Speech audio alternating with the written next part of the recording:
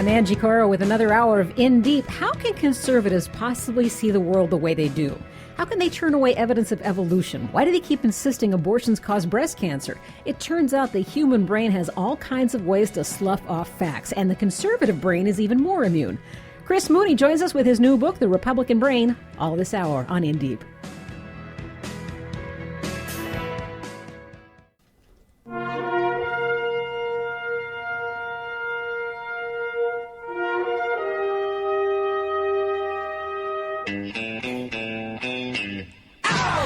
Had to let that play out in its entirety because it's so perfect for my next guest, my regular guest.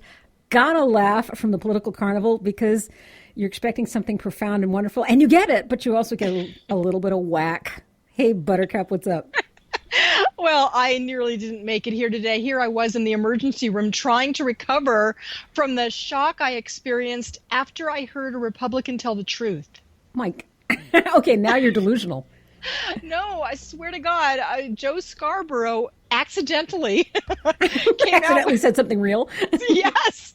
You know, I've never watched that show because it's on so early. But I do see clips occasionally, and I turn them off. They're just not worth it. I'm sorry. But I was going to say, early's got nothing to do with it. I mean, it could be on demand. I wouldn't be watching it. He came out with, I'm not sure if you're going to play the clip first or if you would like me to. Yeah, in fact, this is Matt knows it's true because, okay, you guys, sock it to me. I haven't heard it. Say this for everybody at home. I've yet to meet a single person in the Republican establishment who thinks Mitt Romney's going to win the general election this year. They won't say it. Oh, and you know, he sounded deliberately honest. He sounded like he was cutting to the chase. Is that what you got? Well, just from the clip, Mark Halperin was saying something that led into that. Now I can't recall what it is, but I can give you the follow-up. According to the person who posted the YouTube, the follow-up is Mark Halperin disagreed with him, and he did again on TV today. And he said, I don't totally agree with that. Even if you think Romney's going to lose, there's still 2016. If Romney loses, there's so many strong candidates out there. And Scarborough says who? And Halperin says who? Mitch Daniels, Bobby Jindal, Haley Barbour. Oh, not Haley Barbour. Chris Christie, Paul Ryan, Jeb Bush. And Mika comes in and says, are you serious? And Halperin says, there's a bunch of them. And Scarborough says, well, a lot of their times have passed. Well, you know what's interesting, though, is he was using that to contradict the statement that Romney's not going to win. And he didn't contradict that at all. He basically said, "Let's look till next time." You know, let's look. Oh yeah, so that's the thing. Oh, interesting. I hope he doesn't win. I'm honestly worried about voter suppression and the hatred of Obama, and the money that's pouring in. I mean, I did a piece yesterday that was talking about super PACs, and it's scary stuff. So if he loses, it will be based on a whole lot of people turning out. Yep. Good to know. We are moving on to someone who I'm really sorry to hear you're in mourning for Newt Gingrich. What's up? Yeah, poor old Newton Leroy Gingrich, Inc. His company, which is called Center for Health Transformation, it's a think tank actually that raised millions to support his healthcare ideas, went bankrupt and is liquidating its assets. And of course, we know the biggest asset of all is Newt Gingrich. But enough of puns. We're also wondering if Gingrich acted as a lobbyist on behalf of this group. And as a Twitter pal said to me, you can't pay bills with hot air, Newt. He's finally figuring that out. I love the thought of Gingrich having a think tank that's on empty, though. Yes. In fact, somebody asked, is this moral bankruptcy? And I think it is. I think that's the whole problem right there. Now, here's Gingrich. If he can't manage his own think tank's finances, how can he manage the country's? What is he even running for? Oh, I forgot, book sales. Is that it? You put your finger on it. I kept wondering, why is he still out there? You think that's it? Basically, he's just going to move books? I think that's what it's boiling down to. And this is also really bad news for Tiffany's. So, he's destroying the economy while he's at it. What are we going to do with this guy? We can turn him over to Mitt Romney. Oh, yeah. Don't turn any more people over to Mitt Romney. He'll fire them. True enough. What's up with our good friend Mitt this week? Well, this week, he made it as easy as shooting fish in a Cadillac. Again? Oh, well, yes, again. This time, he actually came out. You may have the clip on this one. We do, Matt says. Let's hear this. This is Romney. Well, Harvard has a terrific program. They call it the Joint Degree Program, where you can apply to the business school and the law school. If you get into both, you can take 5 years of educational training in 4 years. Harvard has a way to make sure, however, you don't get a discount. You pay the full, the full premium for both, or the full charge of both. But I was able to do law school and business school in a 4-year period. It was a lot of schooling. I wouldn't recommend it to anybody, but it was a great opportunity to learn about the law. Wow, did he need dressing with that word salad? What? Well, the thing is, here he is, talking on and on about his 4 years at Harvard. And when he was speaking in Pennsylvania, he told an audience that President Obama may have spent too much time at Harvard. And now, Obama spent 3 years there. Romney spent 4 years there, and Willard Romney's sons went to Harvard. So Math is hard. Be nice. Math is hard. Well, yeah, if you're a Harvard grad, you should be able to figure this out. Projection is his default position. He's doing the thing of taking what he perceives as a weakness and assigning it on to his opponent. Although I don't see being a Harvard grad as a negative, but apparently he does. I'm not sure how he does, but he does. So because Obama did it. Thus, it is a negative. Thank you for once again enlightening us with your brilliant look at the news. Gotta laugh. It is always a joy. Yes, I'm the Einstein of the news. That's it. There you go. Gotta laugh from thepoliticalcarnival.net. As always, pleased to have her on our staff. This is In Deep. I'm Angie Coiro, about to talk to Chris Mooney, whose new book out answers so many questions that I know I have had about why you just can't seem to talk facts to some people, as aggravating as that may be. It's something that we need to accept when we're trying to reach across and talk to conservatives, if you're still trying that. The name of the book is The Republican Brain, The Science of Why They Don't Believe in Science. And you already know Chris Mooney's name. His book, The Republican War on Science, was a very concise analysis of exactly how the Republican Party tried to attack the very facts of science as we know it and the allegiances they managed to create in doing so and how persuasive they were. So it's very good to have him come back with us. And Chris, thank you for joining us for the hour. It's really great to be back with you again. I have to tell you, I didn't expect this to have the effect of your basic Hollywood blockbuster. I laughed, I cried, I despaired. You actually do have a very light hand with some very heavy material. The way you started it off to talk about a gentleman in the time of enlightenment who basically spent his last breathing months exulting at the idea about how ultimately reason would out. Ultimately, we'd all move into this future where people understood that reason and fact were the way to a good life. And of course, he went on to immediately die at the hands of his captors. That's a pretty grim way to start this, but it did capture some of the way that I've really been brought up to think, which is that if you just get the facts right, and you can present them to people, eventually they will come around because this is the way things are. And the science is showing us it doesn't work that way. Yeah, Angie, I got to thank you. Of all my interviewers, you're the first to give me the opportunity to talk about the Marquis de Condorcet and the French Revolution. So that's pretty awesome. But, I love that story. It's a sad story. We dreamed a dream of reason. The dream of reason was only a dream. And it's too bad it turned out that way, but it makes sense if you think about human beings as the product of evolution. There's no reason that, minds were designed to get at the kind of truth that the scientific process now aspires to. So people have all these commitments, ideological, personal, and what we're starting to understand about the brain is how prior to what we think of as reason, we've already been sent down the garden path of affirming what we want to believe rather than what's true.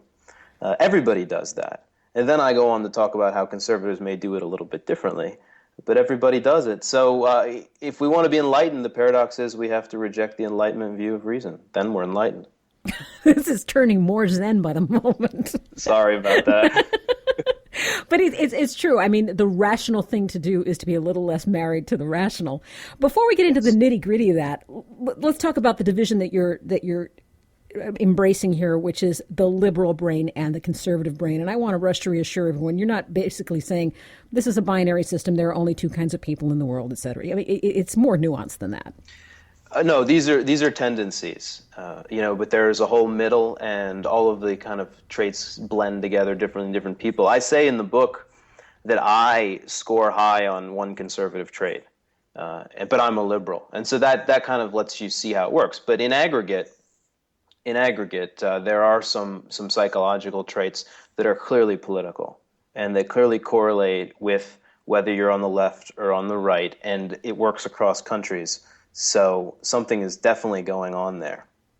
Well, I would assume that you're referring, as I know you're referring to the fact that you are more meticulous than the average liberal is the one trait that you have that's more conservative. But I found it very reassuring that the average liberal's house is as messy as mine is. That's what that comes down to. Right, liberals are messier. And this is why conservatives are, like order and structure, including in their apartment. And but more conventional in their decorations, things like American flags, right? Rather than Frank Zappa, naked, sitting on the toilet or something. So, the point is that politics is clearly much more than the ideological debates we have if it's showing up in interior design, right? And yes. But that's just one of the many, many studies that gets at the non-political differences between liberals and conservatives. They have different art preferences. You just go down the list. Different senses of humor. They play video games differently. If you show them a collage of pictures, their eyes go to different places first. Conservatives look into scary things, and liberals are looking at the little happy bunny rabbit. So we gotta pay attention to what the science is starting to say about what really divides us. What I find interesting, and a little sidestep here before we get further into the meat of it, and you showed us a couple different spectrums along which people exist. And there are right-wing intellectuals. There are left-wing people who are meticulous as to their surroundings. The one thing you were not able to find, and that other scientists have not been able to find, is a liberal authoritarian. Can you talk about that? Sure. Well, I suspect that there are some. And I suspect that in a left-wing regime like authoritarian regime, totalitarian regime like the Soviet Union, there were plenty on the left, because then it flips. So an authoritarian is a disposition, a personality type that tends to be associated with the right. And psychologically, what this is associated with is what they call rigidity. And what that means is, having fixed views, viewing the world in terms of very binary systems, good and evil, black and white, right and wrong. If you're not with me, you're against me, my way or the highway. And defaulting to existing structures of authority and existing structures of hierarchy, and just thinking that that's okay. So we know that the conservative and Republican Party in the U.S. has become more authoritarian. The question is, can you get this personality type on the left? And scientists went hunting for him. I'm sure there are some. It seems to be much less common. But if you flip things so that you have, basically the status quo be the left in something like, as I mentioned, the Soviet Union, then there's every reason to think that the authoritarians will ratify the status quo then, and that they will be supporters of the regime. So because it's different in different cultures, and it's culturally, contextually dependent. I'm talking to Chris Mooney about his new book, The Republican Brain, The Science of Why They Don't Believe in Science. And that's out now. You'll find a link on our website to therepublicanbrain.com. Our website is indeepradio.com. Chris, let's talk about how these brain functions that we've been alluding to work. I have a conservative brain. You come to me and you show me this is why I know that not only there is global warming, but that it is in fact caused by humans. What's happening in my brain as I take that information in? Well, it very much depends on the context in which I show you. If I've known you for a long time and I come up to you in a personal way and we have a conversation and we talk about all the things we have in common, and then when I talk about global warming, I talk about it in a way that kind of affirms your values, then it might not lead to a big rejection. But if it's me on MSNBC arguing with a conservative, then emotional buttons are being pushed and everybody's taking sides. Mm-hmm. And so in that context, basically, if you're a movement conservative and you're well informed about conservative views, then the word global warming is probably going to affect you really fast, and maybe even before you know it, with this whole set of associations. It's emotionally tagged, and it's tagged with things like phony studies, hoax, liberal hogwash, whatever it is, the things that Rush Limbaugh says. And so then, your mind will quickly pull up all the reasons that you already know to believe that it's a hoax. And usually, in my experience with conservatives, one of the first things they pull up is ClimateGate. Mm-hmm. This 3-year-old pseudo-scandal, University of East Anglia. This was just pulled up on the air in MSNBC with me by S.E. Cupp. That was the first thing she said. It's the first thing they always say, because that was seared into their minds as the moment that global warming was refuted forever. And that turns out to be wrong, but they've fixed on it. Now, let me analyze this a bit further. Here's someone who is attacking you on the air. You're the liberal stand-in. You're the liberal guy, capital L. And she is presenting you with what she believes to be her proof that this isn't true. How do we know that her brain is literally comprehending facts differently than yours is? Or how do we know that she bloody well knows the facts? There is political gain to be made by her denying it. Well, it's really tough because here we're talking about an individual. And we've just laid out carefully that, these psychological generalizations work when you study large groups and controlled experiments. But any one person, what are they up to? Well, that's a combination of their psychology, their personal experience, and there might well be people who are completely cynical out there, and we can't really know what is driving any one individual. So, yeah, that's possible. But we do know. But we do know that the average person, as the science is supporting, is first going to have that emotional rush of what's going on, and the second thing to kick in is going to be the rational, and the plot of the rational is going to be determined by the emotional. Is that right? Oh, yeah, most of the time. Yeah, and especially what's so mind-boggling about this is, especially if this is a conservative who's really engaged. In other words, a good mark of engagement would be watching Fox News. So they've heard all this stuff about global warming, and they've learned all the things that they think and conservatives think about global warming. Then is when you're going to get the real bias, right? If it's someone, and there are a lot of people out there that aren't paying attention to politics, and they not even know if they're liberal or conservative because they haven't given enough attention, these things are not going to strike them the same way because they haven't built up all the essentially brain connections that go around the topic. So it's the more educated, more engaged conservative that is really, really hard to convince. You just brought up something very important there, which we're not talking about relative intelligence. You're not dumber if you think the one way as opposed to the other way. Now, when I did the research on psychology of ideology, and I went and interviewed all the scholars who do this, all the scientists who do this, the conversation was never about intelligence. It was about psychological traits that vary within a range and that are normal. So they get accused of pathologizing conservatism, but that's not what they're doing. They're saying that, you measure these traits, they vary within a range, and, if you're on this end of the range, then chances are you're conservative.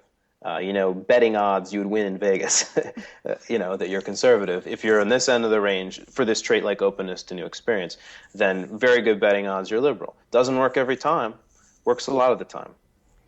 Works more than half the time. Well, more than half the time. You are a betting man. Yeah.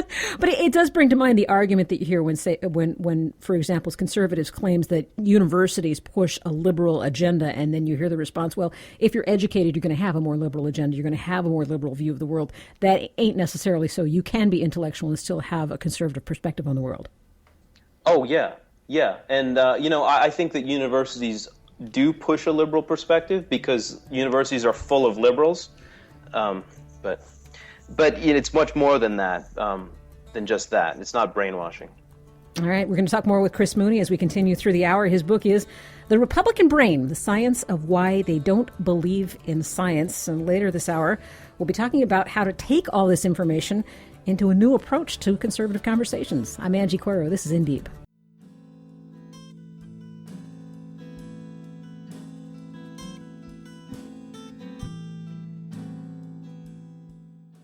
Welcome back to In Deep. I'm talking to author Chris Mooney about his new book, The Republican Brain, The Science of Why They Don't Believe in Science.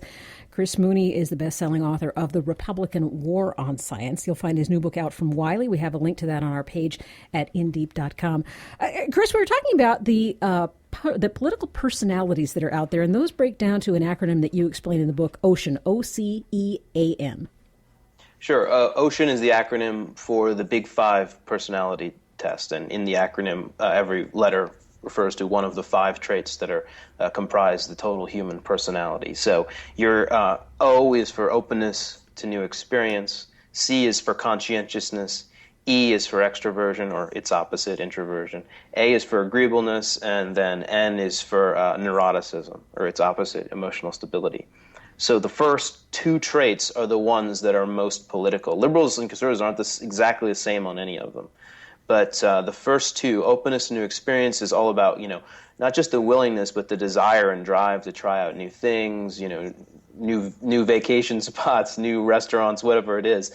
But also being comfortable with, abstract thinking, creativity, nuance, uncertainty. These things go into making a liberal a lot of the time, most of the time.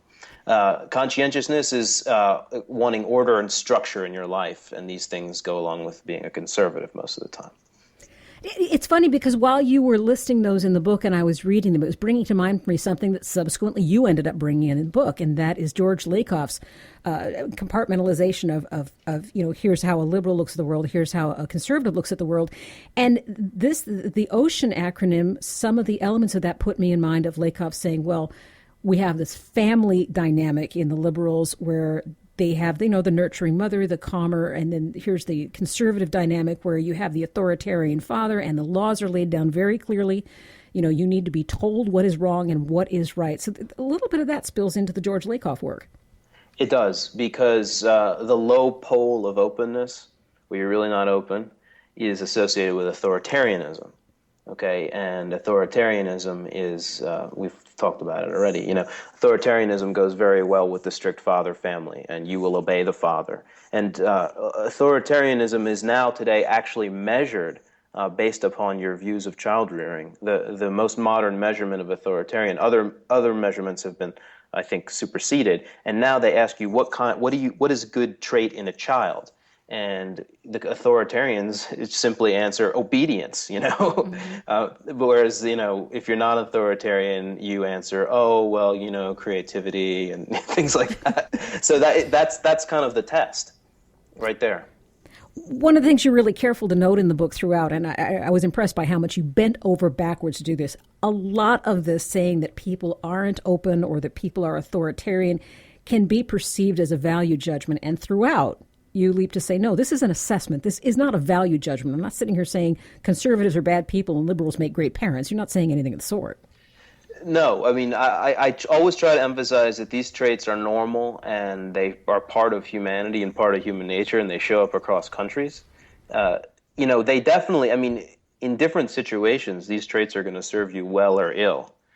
And so if you're not flexible in the situation where you need to be flexible, that's bad, right? On the other hand, if there's a situation where you need to be inflexible, then it's good. And there are situations like that, including, wartime leadership situations, which is where conservatives often tend to shine.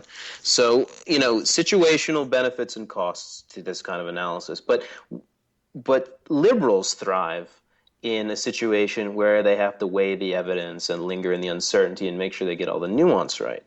And that's why most scientists are liberal, and that's why liberals in the scientific community have a natural affinity, and that's why in the present moment liberals tend to be factually right, right? Mm-hmm. Because these issues are complicated. And that's ultimately how I provide a scientific basis for Stephen Colbert's claim that reality has a well-known liberal bias. Well, yes, it's funny, it's also true. But it also shows something of a scientific underpinning to the cliche of a liberal circular firing squad. We're so busy trying to figure out what's right as a group, and we're all engaging in so much nuance that we don't get anywhere.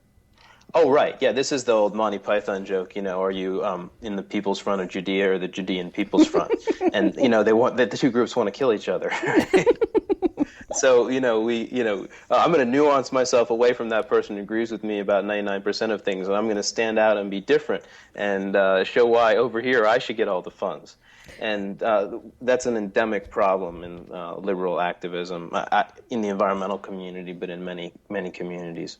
In fact, I'm going to cheat toward the end of the book with this. You have a very impassioned plea to liberals toward the end of the book, talking about, you can't wait for the perfect president. You can't, yes, you love Obama, but he did this wrong, this wrong, this wrong, and this wrong. It might be time to have some actual faith in your president and to have some support for your president.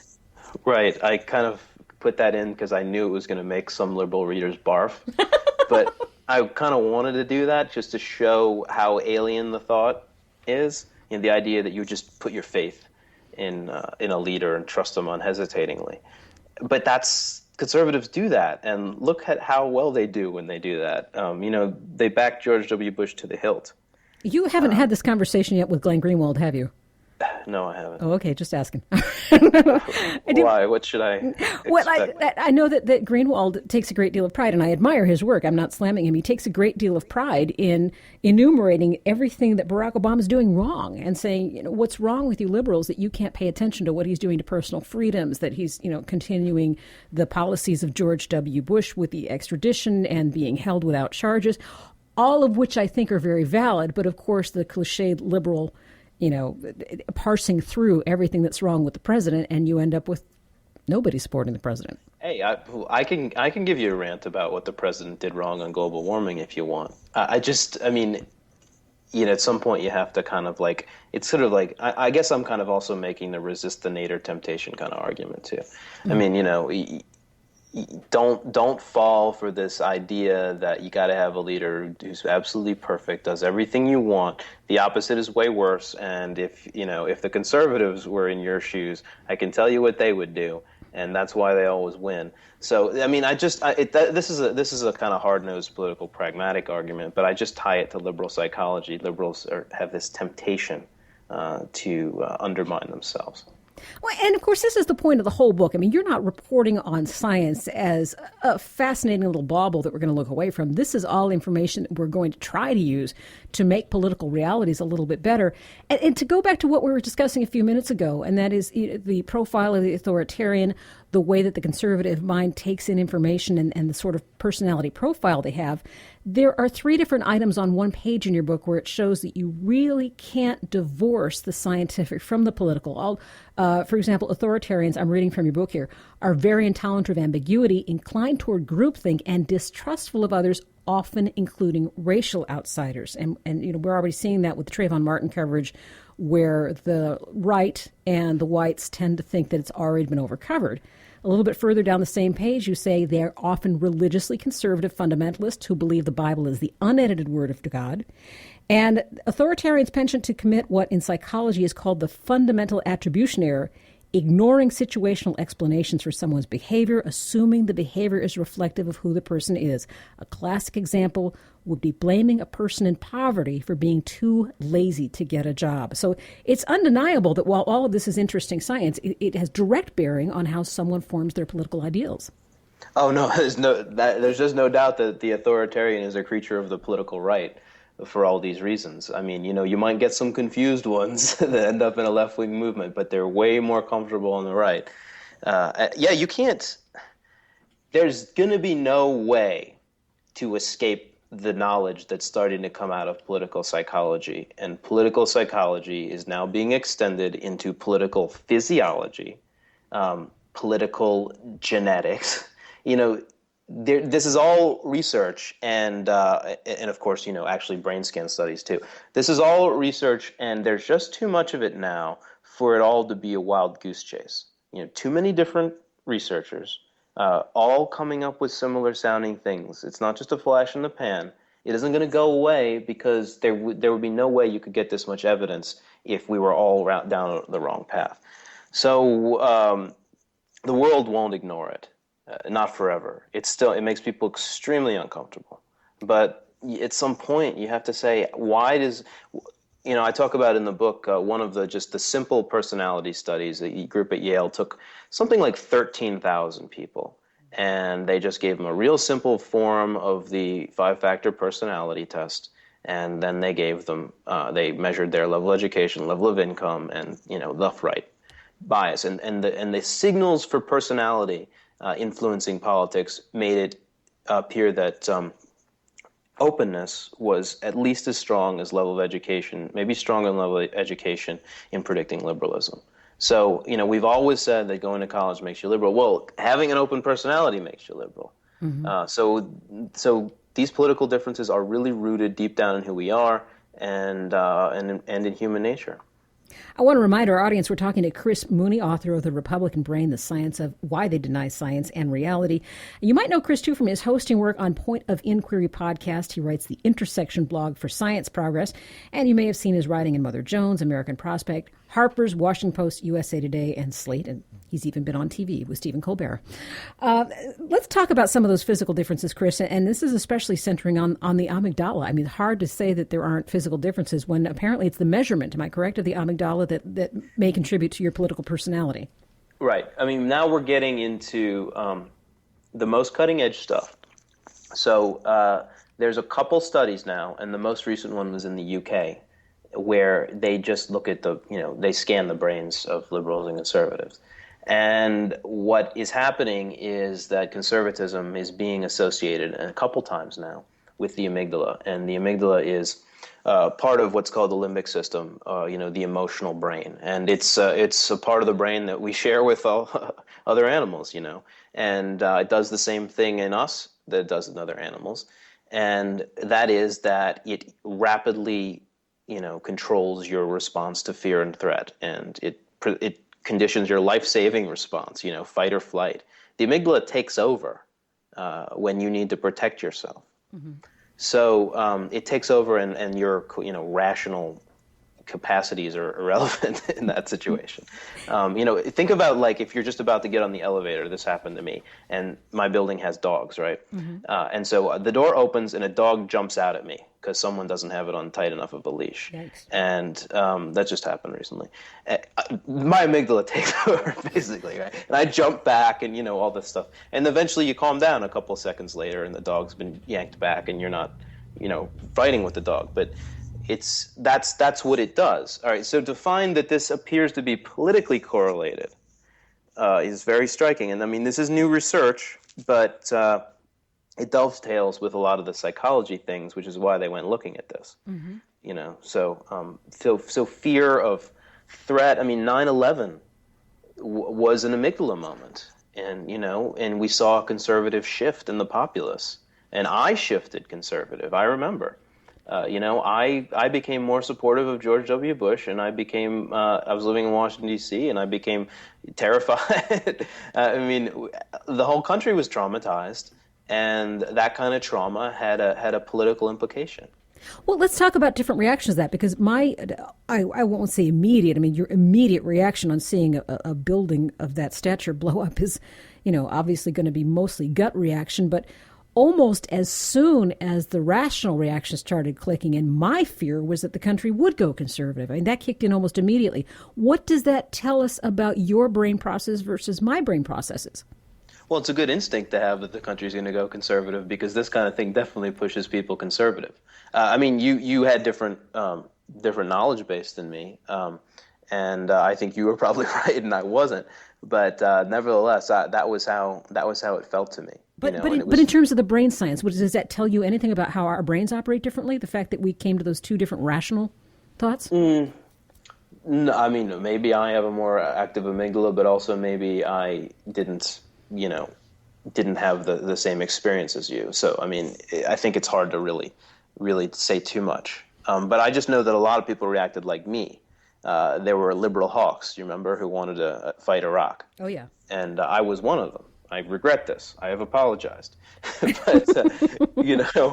Well, I'm at the risk of treating you like a tea leaf reader, too. Yeah. Okay, now tell me what my brain's doing, Chris. Well, we have to be real careful with individuals. People want me to say, what's up with Romney and what's up with Santorum. And I mean, Santorum really fits the conservative profile nicely, and Romney doesn't fit it as nicely. And conservatives have the suspicion of Romney, so it's like they can feel it on him. But I haven't given a personality test to these guys, so I think you have to be a little cautious with any one particular person. But in the effort to understand people to whom a Romney would appeal or someone to whom a Santorum would appeal, let's talk about motivated reasoning. Tell me what that is. Motivated reasoning is something that we all do. And basically what this is it's a way of defending your beliefs and your identity and the group that you belong to. And it's an emotional process in which, you perceive some threat to your belief system. I mean, let's just take a Christian conservative and let's say, the topic is evolution and it's a new study coming out proving, a missing link or something like that. And so you've been conditioned to associate with a group that rejects evolution, rejects it, on moral grounds. It depraves humanity. It leads to all this sin kids having sex and getting pregnant at 14. This is your thought process. So you hear about evolution. And so it strikes you emotionally first because you see it as a threat. And then your mind retrieves all of the reasons that you don't trust evolution, all of the reasons you've heard in your church, all the reasons you've heard from your pastor, all the reasons you've heard from maybe, the newsletter you read. So by the time you're conscious of rejecting this argument, all of these things have happened. And then you're about ready at that point to make an argument. That's about when you start to get, and then people have different levels of sophistication. People have different levels of knowledge, and the ones who are really sophisticated go and write blogs in which, they go and they give you all the reasons why, intelligent design is right. And, and scientists are biased, and they're suppressing the few scientists who are brave enough to stand up for intelligent design. And, universities don't practice academic freedom. And then you can just imagine how it goes, right? I remember the phrase used in the book, which I found very useful: smart idiots. Yeah. Well, this is, people get mad at me about this one, but I think it captures something. It captures that the problem is not intelligence. That in fact, let me rephrase that. It captures that conservatives are not dumb. But when they're intelligent and they have strong beliefs, they're actually more likely to double down on wrong claims and to come up with all kinds of reasons to justify them. And this is a motivated reasoning kind of process. If you are emotional in your reasoning, and we all are, but if you have a really fixed, dogged beliefs and you're sophisticated, then you can come up with all kind of reasons and never budge. We've got another segment to go with Chris Mooney as we discuss his book, The Republican Brain. And believe it or not, we're going to move into the realm of one of his own experiments and Lady Gaga.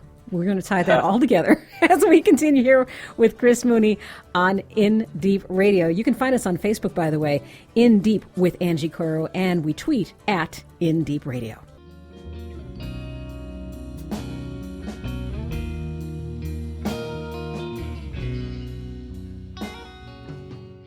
You're listening to In Deep. I'm Angie Coiro. My guest is Chris Mooney. He's the host of Point of Inquiry. That's a podcast.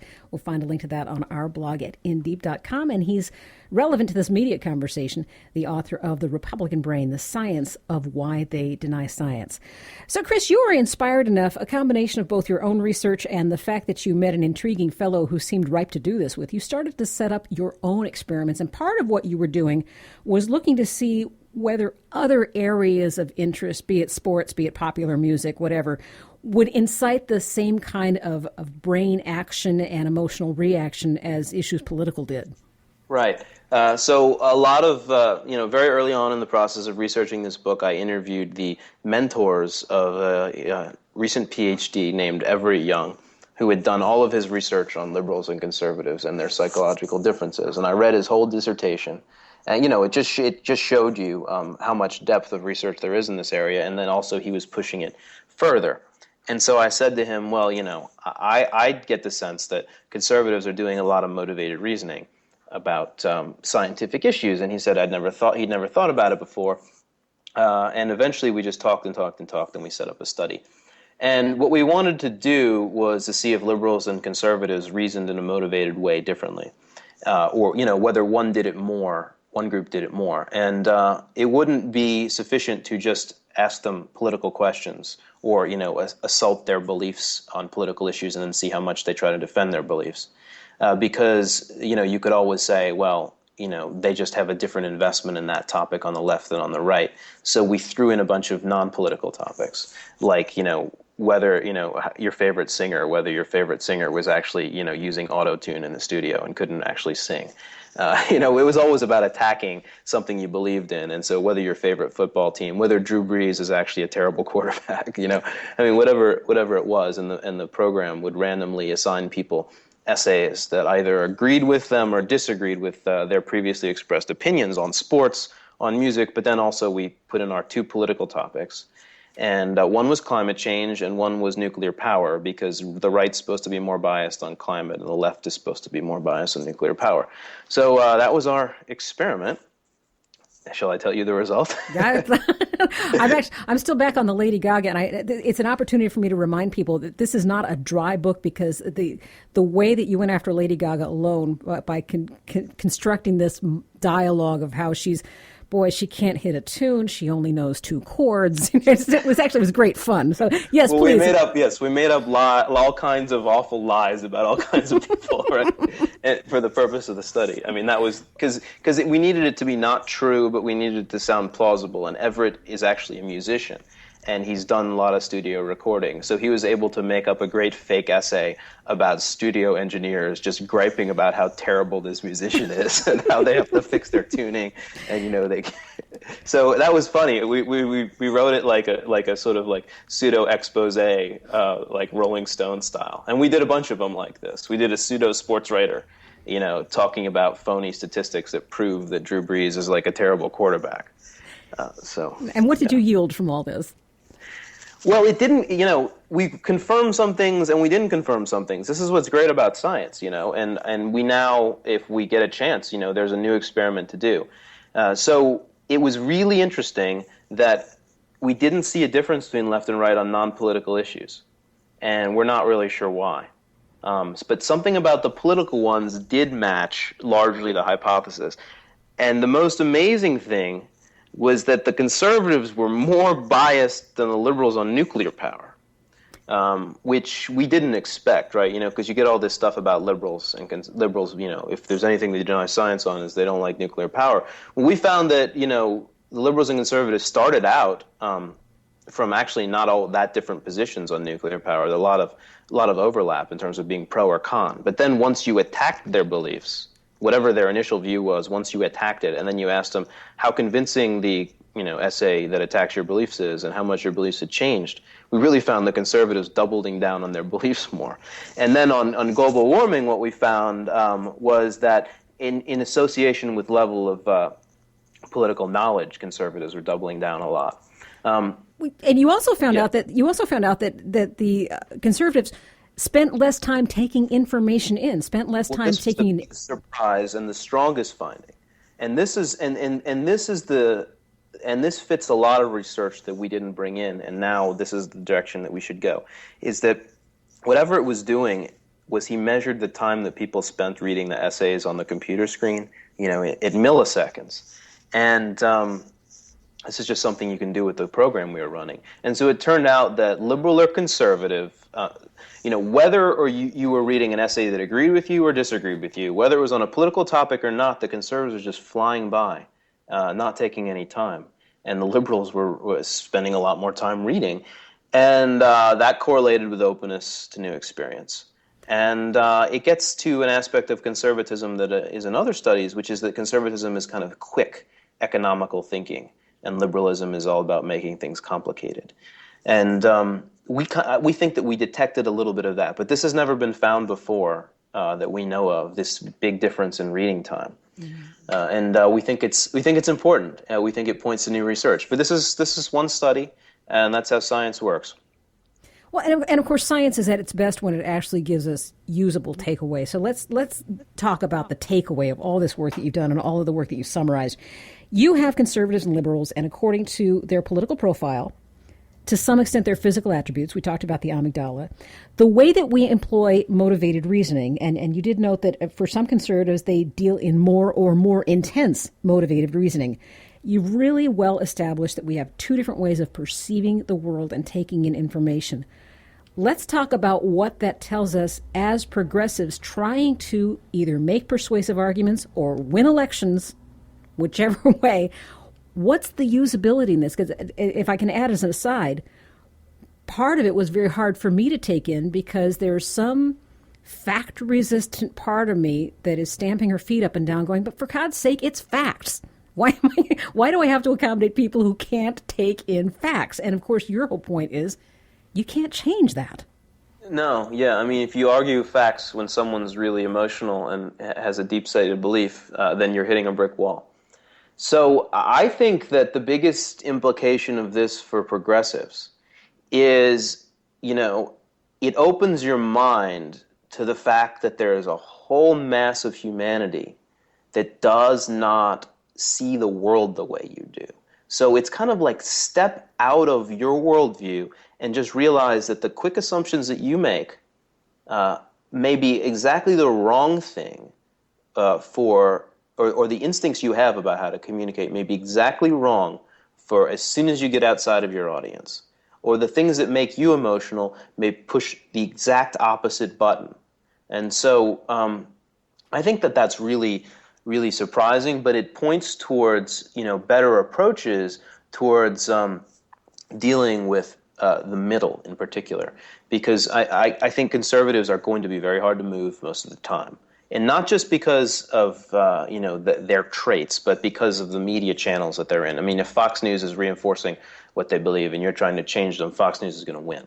Mm-hmm. So, but there is this middle. There are all these people that they've got part conservative aspects to them. They got part liberal aspects to them. They can move. But the kinds of conservative thinking and arguments and styles. I'm not saying substance, because I don't think liberals should change their substance. That may really open a door there. So, and if you're not aware of that, then the door is shut for you to influence people in all the ways that you might be able to. So I think it really makes a big deal for trying to reach the middle and the undecideds. Let's talk about using this kind of information to target exactly what we're doing. For example, maybe it doesn't make sense to make persuasive commercials during an election because people essentially already have their mind made up. Maybe what the best use of a political commercial would be to remind them to go to the polls. I mean, it sounds as though some of the science here suggests that you're not about to change people's mind, and spending X amount on a TV buy is not going to get people to change their political ideas. Yeah, I mean, I think you got to do the research there, and I think that political advertising is a tricky thing. But this research does shed a lot of light on that as well. I mean, pressing the fear button right before an election in an ad campaign is such a political thing to do, really, really fast flashing images that excite emotions. I mean, all the research is going to show that this is going to have a huge effect. It's frankly, manipulative because we're perceiving these things. We don't even know how they're influencing us. So this research is going to change our thinking about political advertising, too. I mean, I think it definitely is. Chris Mooney is the author of The Republican Brain, The Science of Why They Deny Science and Reality. I have heard people suggest in intense political conversations that the Republicans/conservatives may actually be more organized and methodical about using new information, even information that comes from a confessed progressive or liberal, and putting that science into work faster to actually make it, for example, taking Lakoff's work and making it work for the Republicans instead of the Democrats. How do you think the Republicans or the conservatives could look at your book and say, I'm going to put that to use for us? They could. I mean, they really could, because they would know more about what liberal weaknesses are, and they would know more about conservative strengths. That's not what they do. In the book, I talk about how they always attack the research and claim that it's calling them crazy, even though it isn't. And I don't think that they need to do that, but that is their most natural reaction. So what can you say? I mean... Are you seeing that already? Oh, yeah, absolutely. I mean, the number of people who have criticized my book and actually read it is very small. The number of people who have criticized my book without reading it, having a defensive reaction is very large, and of course they are confirming the argument. But that's mostly what's happening, yeah. Well, let's talk a little bit about the fact that you, again, go out of your way to be even-handed. I saw some of the most original discussion of the issue of fracking in the book. And I confess to being a knee-jerk environmentalist. I have to stop and say, now, wait a minute, you don't know enough about this. And fracking is one of those things I haven't read up enough on. So let's talk about what you were discussing there with the way the liberals look at an issue like fracking and maybe assume it is immediately, polluting, or it's immediately something to fight against. Yeah, well, this is one where, I've diverged from the left. And, when you think about it, it's the perfect test case issue because it's clearly the kind of thing that liberals are going to get emotional about, because you've got industry, okay? So you've got power, and we're egalitarian. And then you've got claims of harm, and we worry about protecting the innocent and the weak and all the rest. These are our emotional values. So it's the perfect, it's exactly the kind of thing that if you wanted to trap us, you could trap us on this. And but what is the claim borne out? And my assertion is not that they've never, ever polluted any drinking water. But my assertion is that it doesn't seem like fracking is the problem most of the time. Fracking itself refers to a process that happens, sometimes as much as a mile beneath the surface, and water doesn't run uphill. So, it's very hard for something happening down there to get up into your drinking water. So what that means is when they're messing up, which they sometimes are, it's happening at the surface. The only reason this matters is that the campaign's against fracking, which is not at the surface. So there's the answer for me is it's probably a regulatory issue, and it doesn't mean you should ban something that doesn't seem to be the real cause. And that's the argument that I make. I think that argument has been missed for a lot of environmental organizations working on this issue. But the science is, again, if you're a mile below the surface, okay, and the water's being pumped down and vertical, it doesn't, excuse me, I misspoke. Being pumped down and then being pumped horizontal, it doesn't go vertical a mile unless there is some extraordinary circumstance, because it has to travel under pressure to go vertical. So anyway, it's a physics issue. But keeping this in the context of the studying that you did, what's going on in the liberal brain when they get confronted with these facts about fracking? When they hear something, we've already talked about, the fact that as liberals, we do tend to value education. We do tend to value rationality. So I hear someone say, look, this is not going to percolate up a mile. Even as a liberal, I'm thinking, well, that kind of makes sense. What does your study of brain chemistry tell you might be happening in the minds of liberals when they're confronted with these facts? Well, when they're confronted with what I said, I don't know. But I mean, when they hear about fracking, they generally hear about it in a way that pushes two liberal emotional buttons, which is, Dick Cheney, Halliburton got some kind of exemption, and that just pushes so many of our buttons because we are egalitarians, and we fear concentrated special interests having power. And, we are communitarians, and we fear, systems that, take advantage of the weak and cause harm unfairly, and that don't protect citizens. So, we get our emotions going from the way that the fracking issue is framed. And from there, it's not going to be enough of us, I think, that step back most of the time,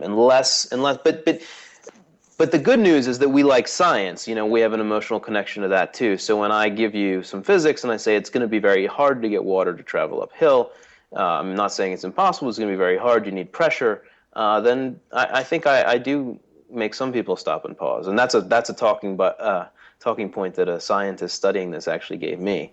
And I'm now stealing it. So, well, let me take you back for our last question. I want to take you back to the beginning of the book, and you drew a distinction between persuading people about something that's a simple fact, what date Mother's Day is on, and that's a whole different issue than trying to talk about who caused global warming and what's going to happen with global warming. You made the distinction between those two different kinds of facts. So, can you extrapolate for me what the areas are that we are arguing about in this election year where facts can still help us when it comes down to numbers, when we say X amount of people are now employed or X amount of the debt has been retired or that sort of thing? Is there still room? Is there still a reasonable use for numbers and facts on some of these issues? Yeah, I mean, because, put really well, a choice statistic can be an incredibly powerful soundbite. It's just that motivated reasoners are not at all above using numbers and twisting statistics, lies, damn lies, and statistics to support what they think. And in fact, the most sophisticated motivated reasoners will be able to do that. So you have to be aware of that. But I mean, still, if you want to get a message across, then I think that the facts and figures will be helpful if they're the choice figures. But if liberals data dump and give lots of statistics and bowl people over, then that's not going to work at all. I mean, the 99% and the 1 is just a powerful statistic, and I mean, it's a soundbite more than a statistic. So that kind of thing, absolutely. And never will the soundbite that. We're always going to have that. Chris Mooney, thanks for making so much time for us. I really appreciate it. Thank you. Chris Mooney is the best-selling author of the New York Times bestseller, Republican War on Science, and he's now out with The Republican Brain, the science of why they deny science and reality. And that's a wrap on In Deep. Find out more about the show, including how to support us, at indeepradio.com. We're on Facebook as In Deep with Angie Coiro. Follow us on Twitter at In Deep Radio. Our executive producer is Gordon Whiting. Engineers Matt Fiddler. Office queen is Jill of All Trades. Interns are Kristen Stevens and Forrest, this guy, Phillips. I'm Angie Coiro. Thanks for tuning in. We will see you next week on In Deep.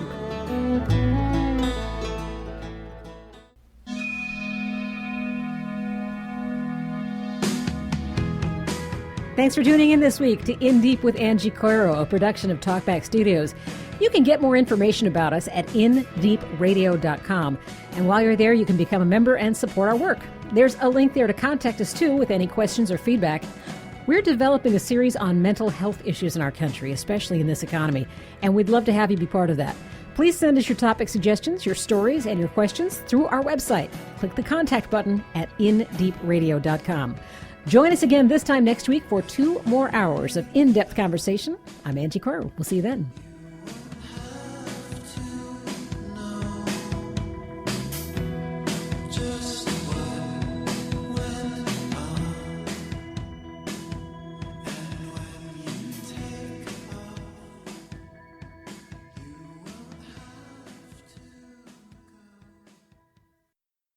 You're listening to WPWC 1480 AM, Dumfries, Virginia. We Act Radio, home of Washington's progressive working community.